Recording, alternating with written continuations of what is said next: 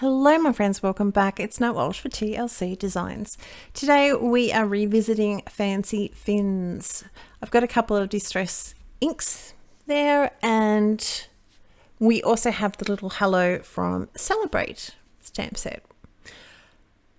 Now if you're aware, if you've played with distress inks before, then you will be aware of the fact that distress inks and even oxides, they don't look any good until you got a decent amount. They look a little bit of like a hot mess until you have a decent amount on, and then they just don't.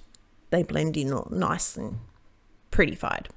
So this is what we're working at. So I'm going to go through, flatten out my cardstock here. I'm going to go through and put down a layer of ink, and then we'll go back through. So I'm trying to keep that center highlight nice and bright. So we have Salty Ocean right in the center there.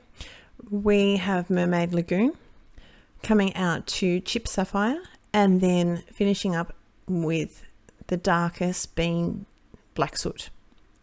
We're going to make a little bit of a underwater scene.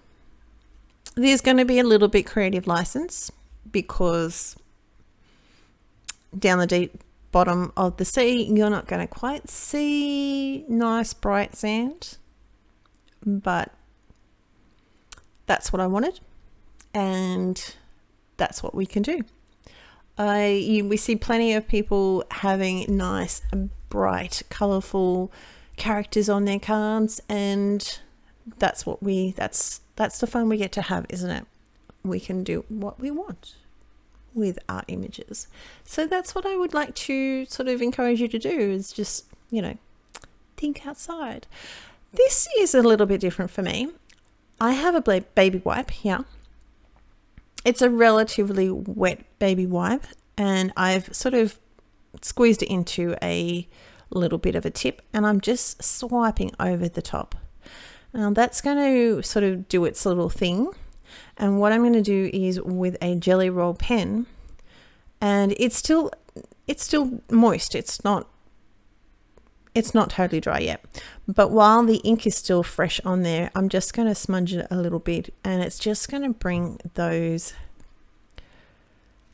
is it like layers of ribbons of sunlight or something? I don't know, but I thought it was really cool.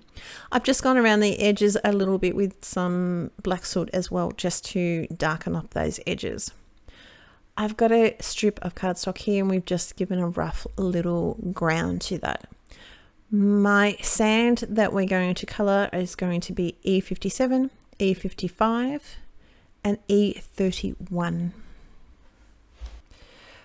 So we're just going to do a little bit of just swiping across the card panel here, or a little panel for our sand.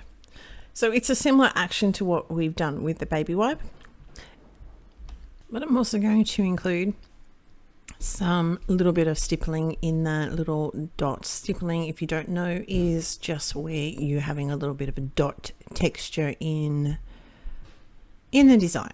So underneath there, right there, a little bit of just the tiny little dots.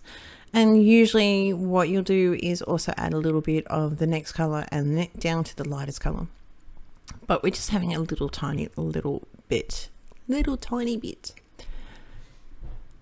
What I'm also going to do is not worry about the bottom of that panel, because I am not going to, it's going to be trimmed off. I'm not going to use that whole panel, but it was a scrap piece of cardstock, and we're going to use that. I'm going to go with the flow.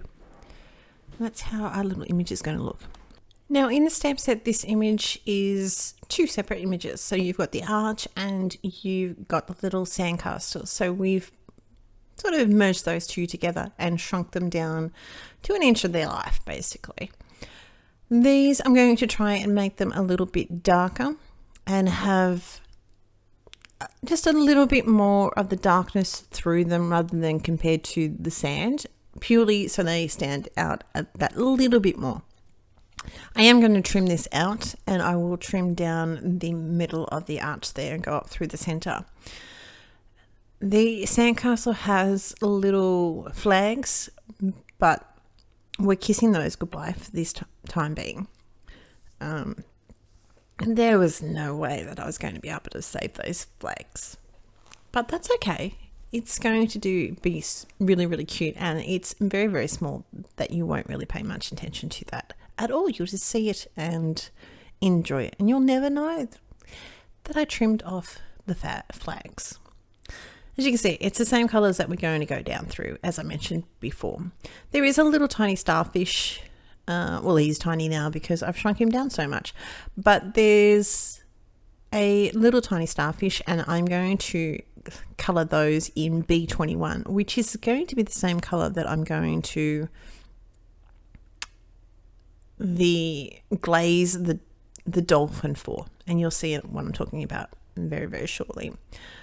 The E57, just darken up those windows, and there's my little starfish, and he's so tiny, he's very stinking cute. That's not where my arch is going to be in the end. I'm going to put him down a little bit lower. I'm adding the foam on it now, and I'm just trying to keep it further up because I know that the plan is to trim the bottom off this a little bit.